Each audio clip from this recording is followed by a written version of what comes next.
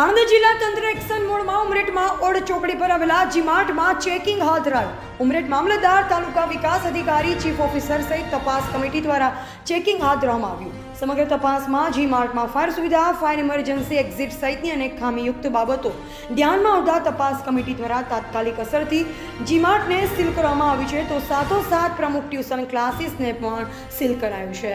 Reporter Fakruddin કાઝી, Gujarat crime news, Umreth.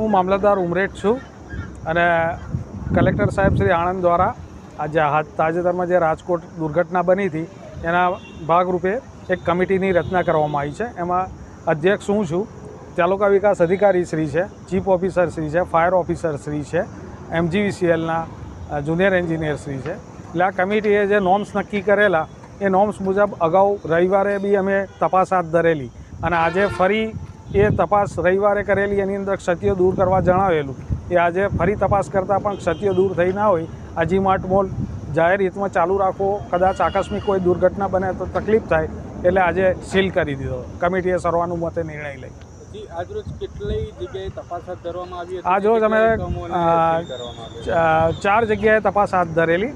એમાં આદર્શ guest house એ બી ફાયરના norms નહોતા અને એની કોઈ પરવાનગી કે બીજી જે જોઈએ નેસેસિટી એ નથી, છતાં એક આ પ્રમુખ ટ્યુશન ક્લાસીસ હતા એ બી કોઈ પરવાનગી રજૂ નથી કરી, એ પણ રવિવારે અમે એમને તપાસમાં જાહેરમાં તપાસ કરેલી અને એમનું નિવેદન બી લીધેલું।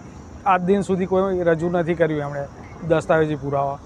પછી આ અમાર હોસ્પિટલ છે, એમને વોર્ન કર્યા છે, એમની કોઈ ફાયર NOC વગેરે નથી, છતાં બી કાલે અમે ફરી ત્યાં તપાસમાં જવાના છીએ અને આ જીમાર્ટના બી કરેલી। એટલે આ રીતે 3 મિલકત સીલ કરી છે આજે, આદર્શ ગેસ્ટ હાઉસ, પ્રમુખ ટ્યુશન ક્લાસ અને જીમાર્ટ।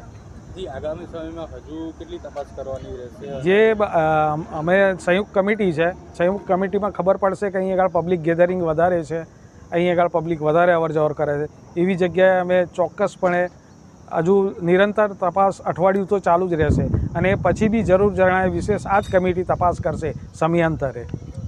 ઉમરેઠ તાલુકાની પ્રજાને અને જે એકમો ધરાવે છે તેવા લોકોને શું સંદેશો આપશો?